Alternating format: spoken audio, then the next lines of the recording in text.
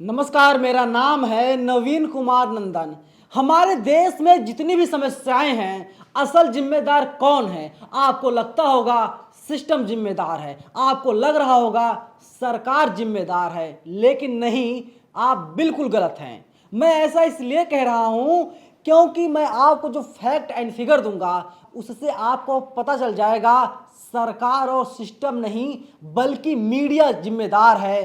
देश अगर बर्बाद हो रहा है तो मीडिया जिम्मेदार है। देखिए, कुछ दिनों पहले शाहरुख नाम के एक व्यक्ति ने अंकिता नाम की लड़की पर पेट्रोल डाल दिया और अंकिता को जिंदा जला दिया और अंकिता की मौत हो गई। अंकिता की मौत होने के बाद में अलग अलग तस्वीरें सामने आने लगी और कहा जाने लगा लव जिहाद मुसलमान ने यानी शाहरुख ने किया था। बीजेपी के तमाम ऐसे नेता हैं अब जो झारखंड पहुंच रहे हैं क्योंकि वहां पर हिंदू मुसलमान करने का इन बीजेपी नेताओं को अच्छा खासा मौका मिल जाएगा, इसलिए बीजेपी के तमाम नेता वहां पहुंच रहे हैं। देखिए, निशिकांत दुबे हैं, बीजेपी के बड़े नेता हैं। इन्होंने ट्वीट किया है, इन्होंने लिखा अंकिता के परिवार वालों से मिलने हम लोग दुमका आ रहे हैं। मनोज तिवारी को टैग किया है, कपिल मिश्रा को टैग किया है।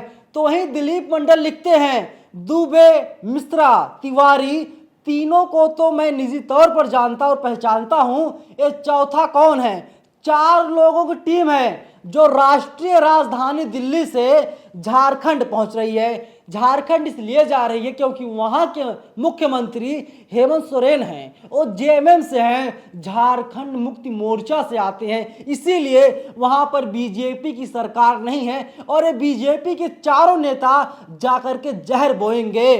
सही सुना आपने, जहर उगलने का काम ये लोग वहां पर करेंगे। ऐसा नहीं है कि झारखंड में ही ऐसे मामले हुए हैं। रांची से खबर आई है, झारखंड की बेटी अंकिता की चिता की आग अभी सुलगी भी नहीं थी। झारखंड के चतरा जिले से दूसरा एक तरफा प्यार में लड़की पर एसिड अटैक करने का मामला सामने आ गया है। 17 साल की नाबालिग लड़की है जिसका नाम काजल है और जो लड़का है, लड़के का नाम संदीप है। और लोगों का कहना है कि संदीप नाम का जो आरोपी युवक है वह काजल से लंबे समय से प्यार करता था और काजल के घर में 5 तारीख को पहुंच गया। 5 अगस्त को पहुंच करके 2 लोगों पर एसिड से अटैक कर दिया, तेजाब फेंक दिया। काजल को दिल्ली लाया गया है इलाज के लिए, लेकिन आप लोग सोचिए, काजल के घर पर ये चारों नेता बीजेपी के नहीं पहुंचेंगे क्योंकि वहां का जो आरोपी है संदीप का नाम हिंदी अल्फाजों से है, उर्दू अल्फाजों से नहीं है। उर्दू अल्फाजों से नाम तो शाहरुख का है, इसीलिए बीजेपी के चारों नेता वहां पहुंच रहे हैं। अंजना ओम कश्यप का हल्ला बोल हो रहा है, चित्रा त्रिपाठी का दंगल हो रहा है। अलग अलग जो चैनल्स हैं वे इस मुद्दे को उठा रहे हैं, किसको? अंकिता और शाहरुख वाले को। लेकिन काजल और संदीप वाले मामले को लेकर के गोदी मीडिया चुप है। इसीलिए मैं बार बार कह रहा हूं, देश में जो भी गलत काम हो रहा है, हमारा देश भारत कभी सोने की चिड़िया कहलाती थी, लेकिन इसी देश को इन लोगों ने लूट लिया और जिनमें सबसे महत्वपूर्ण भूमिका गोदी मीडिया की रही है। गोदी मीडिया आज भी देश के जो मुद्दे हैं उन मुद्दों को नहीं उठा रहा है, इसी की वजह से देश बर्बाद हो रहा है। और दूसरी घटना देख लीजिए, दिल्ली से सामने आज आई है। दिल्ली में हिंदू लड़की से एक मुसलमान लड़का लंबे समय से प्यार करता था और इसके बाद लड़की बार बार मना करती थी, कह रही थी तुम मुसलमान हो, मैं तुमसे बात नहीं करूंगी। डीसीपी जो है साउथ दिल्ली की, उन्होंने कहा 2-3 महीनों से लड़के और लड़की के बीच में यानी अमानत और लड़की जो है संगम विहार की, उनके बीच बातचीत नहीं हो रही थी। अमानत जो है 5 दिन पहले लड़की को गोली मार देता है। लड़की को इलाज के लिए दिल्ली के एम्स अस्पताल में भर्ती करवाया गया है जहां पर उनकी स्थिति नाजुक बनी हुई है, लेकिन गोदी मीडिया इस खबर को प्रमुखता से चला रही है। रिपब्लिक टीवी जैसा चैनल पूरे आधे घंटे का शो बना रहा है। लेकिन जो घटना मध्य प्रदेश के खंडवा में हुई, वहां पर पीड़िता भी जो है हिंदू है, आरोपी जो है वो हिंदू है, वहां पर बीजेपी वाले बोलने के लिए तैयार नहीं हैं। जो झारखंड के चतरा में घटना हुई, वहां पर भी उस मामले में गोदी मीडिया बोलने के लिए तैयार नहीं है। इसीलिए तैयार नहीं, वहां पर दोनों लोग तो जो है हिंदू हैं, जहां पर हिंदू मुसलमान करवाना होता है तहां पर ये लोग जाते हैं। देखिए, अगर कहीं पर कोई पीड़ित जो है मुसलमान है और जो आरोपी हिंदू है, वहां पर भी ना तो गोदी मीडिया वाले बोलेंगे, ना तो बीजेपी के नेता बोलेंगे। लेकिन जहां पर आरोपी मुसलमान होगा और पीड़ित हिंदू, वो किसी भी जात से हो, दलित हो, ओबीसी हो या जनरल हो, वहां पर बीजेपी वाले वोट बैंक साधने के लिए बोलने लगते हैं। बीजेपी का एक कर्मकांडी नेता है, उनका नाम है सुब्रमण्यम स्वामी। ये तो साहब कहते बाबा साहेब ब्राह्मण थे, जब दलितों का वोट लेने की बारी आती है तो बाबा साहेब को ये लोग ब्राह्मण तक बता देते हैं। लेकिन एक खबर आप समझिए ना कि किस तरीके से हिंदू मुसलमान हमारे भारत में करवाया जाता है। लेकिन जो दूसरी खबर मैं आपको बताने जा रहा हूं, एक खबर बहुत महत्वपूर्ण है, और एक खबर इतनी महत्वपूर्ण है कि सरकार को, भारत सरकार को अगर सर में आ जाए तो भारत सरकार के तमाम मंत्री, तमाम विधायक, तमाम सांसद आज इस्तीफा दे देंगे। देखिए, एक अखबार में खबर छपी है, पुर्तगाल, भारतीय गर्भवती की बिना इलाज के मौत, स्वास्थ्य मंत्री को देना पड़ा इस्तीफा। लिस्बन के सबसे बड़े अस्पताल ने मरीज को लौटा दिया था। एक अस्पताल से लौटाया गया था और दूसरे अस्पताल में ले जाया जा रहा था, लेकिन जो गर्भवती महिला थी, जो भारत की रहने वाली थी मूलतः, उसकी मौत हो गई। इसके बाद वहां की स्वास्थ्य मंत्री ने इस्तीफा दे दिया। उन्होंने कहा मेरी नैतिक जिम्मेदारी है, उन्होंने अपनी नैतिक जिम्मेदारी लेते हुए इस्तीफा दे दिया। उन्होंने कहा कि हमारी नैतिक जिम्मेदारी बनती है, अगर हमारे देश में किसी ऐसे लोगों की मौत हो जाती है जिसका जिम्मेदार सीधे सीधे हम हैं, और हम अपनी जिम्मेदारी लेते हैं, और मैं अपने पद से इस्तीफा दे रही हूं।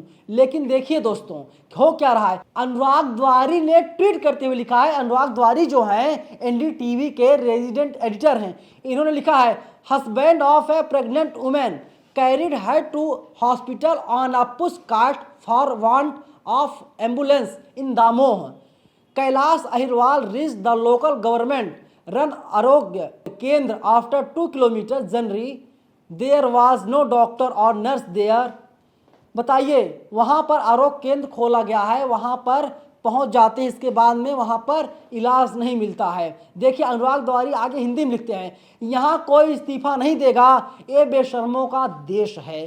5 साल का बच्चा आरोग्य केंद्र पहुंच गया, लेकिन उसे देखने कोई डॉक्टर नहीं पहुंचा। मां की गोद में उसने दम तोड़ दिया। नरेंद्र मोदी, मनसुख मांडविया, शिवराज सिंह चौहान, ये है आपका विकास का मॉडल।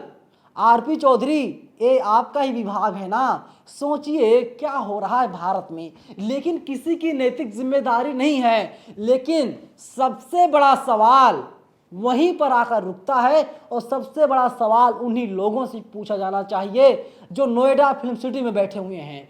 नोएडा फिल्म सिटी में सरकार नहीं बैठी हुई है, नोएडा फिल्म सिटी में बैठे हुए देश के तमाम बड़े बड़े एंकर और टीवी के अदाकाराएं। इन लोगों के मुंह में दही जम जाता है, इन लोगों के आंखों पे पट्टी बस जाता है, इन लोगों के मुंह पर टेप लग जाता है। ये लोग कुछ नहीं बोल पाते। अगर ये लोग आवाज उठाएं, अगर ये लोग इस पर डिबेट करवाएं, मैं दावे के साथ कह सकता हूं, भारत की स्थिति बदल जाएगी। 25वां घंटा नहीं लगेगा कि देश की जनता सड़कों पर उतर जाएगी, और हाल वही होगा जो हाल श्रीलंका का हुआ था। श्रीलंका की जनता ने क्या किया था आपने देखा ही होगा। वहां की जनता ने राष्ट्रपति भवन को घेर लिया था, वहां की जनता ने प्रधानमंत्री कार्यालय घेर लिया था।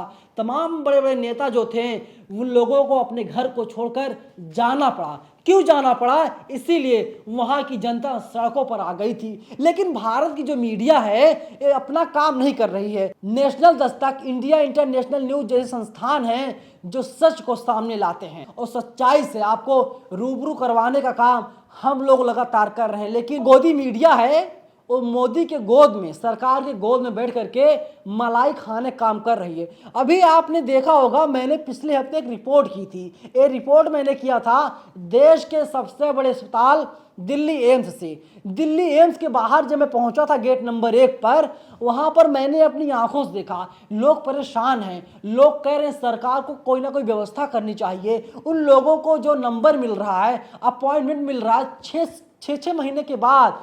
सोचिए, जिस देश के अस्पताल में 6 महीने बाद की तारीख मिलती है, 6 महीने बाद आइएगा, हम आपका इलाज कर देंगे। सोचिए उस देश का भला होगा या उस देश का सत्यानाश होगा। लेकिन गोदी मीडिया जो है साहब, गोदी मीडिया इस पर बात करने के लिए तैयार नहीं है। हम लोग लगातार आप लोगों के मुद्दे को उठा रहे हैं, आप लोगों को जागरूक करने का काम कर रहे हैं, लेकिन गोदी मीडिया जो सबसे ज़्यादा जिम्मेदार है, दोबारा सुन लीजिए, तिबारा सुन लीजिए, अगर टीवी मीडिया ईमानदारी से अपना काम करने लगे तो देश की जितनी समस्याएं हैं ना साहब, सारी समस्याएं एक हफ्ते के भीतर खत्म हो जाएंगी। एम्स के बाहर जिन लोगों को 6 महीने बाद इलाज का डेट मिलता है ना, उन लोगों का इलाज अगले दिन किया जाएगा। देश में तमाम अस्पताल बनाए जाएंगे एम्स की तर्ज पे, लेकिन यहाँ पर सिर्फ बयानबाजी होती है। बाप अपने बेटे के लाश को लेकर के एम्बुलेंस के अभाव में 25 किलोमीटर दूर जाता है। यहाँ पर सिर्फ हिंदू मुसलमान किया जा रहा है, बीजेपी वाले सिर्फ हिंदू मुसलमान करवा रहे हैं। एनसीआरबी के जो आंकड़े हैं वो ग्राफ बताता है देश में किस तरीके से अपराध बढ़ रहा है, लेकिन सरकार ध्यान नहीं दे रही है। सरकार से ज़्यादा दोषी गोदी मीडिया है। गोदी मीडिया को ईमानदारी से काम करना चाहिए। अगर टीवी मीडिया ईमानदारी से काम करने पर आ जाए तो 24 घंटे के भीतर ही देश की स्थिति बदल जाएगी, परिस्थिति बदल जाएगी। और जान लीजिए, 1-2 महीने के बाद भारत फिर से सोने की चिड़िया कहलाने लग जाएगा। लेकिन गोदी मीडिया साहब सुधरने का नाम नहीं लेती। पूरी वीडियो पर आप लोगों की क्या राय है? आप लोग अपनी राय कमेंट बॉक्स में हमें ज़रूर बताइएगा। पूरा वीडियो देखने के लिए आपका बहुत बहुत धन्यवाद।